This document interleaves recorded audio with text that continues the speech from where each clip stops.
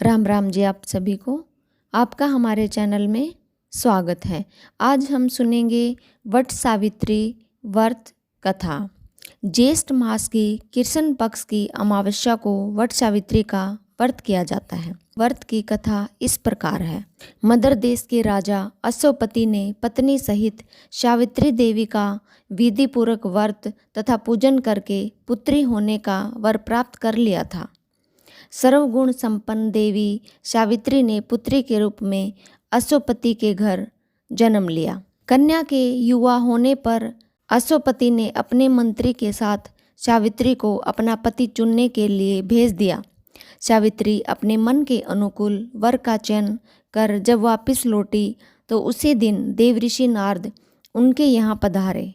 नारद जी के पूछने पर सावित्री ने कहा, महाराज धूम्रसेन के पुत्र सत्यवान की कीर्ति सुनकर उन्हें मैंने पति के रूप में वर्णन कर लिया है। नारद जी ने सत्यवान तथा सावित्री के घरों की गणना कर अश्वपति को बधाई दी तथा सत्यवान के गुणों की भर भर के प्रशंसा की और यह बताया कि सत्यवान की आयु सिर्फ 1 वर्ष के लिए शेष है।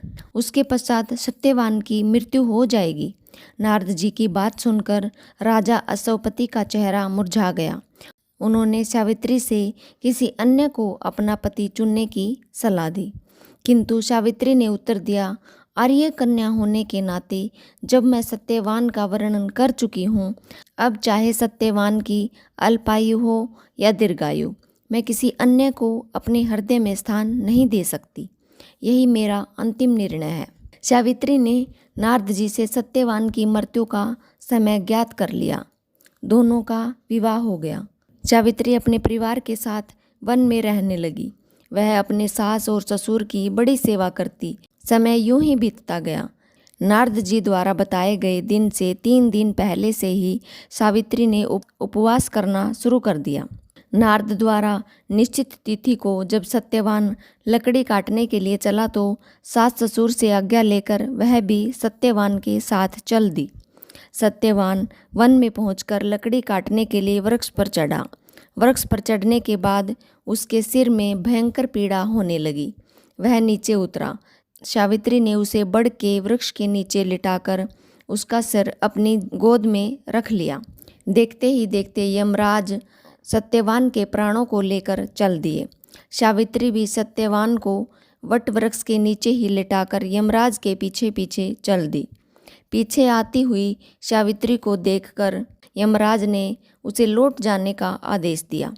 इस पर वह बोली, महाराज जहाँ पति वहाँ पत्नी, यही धर्म है, यही मर्यादा है।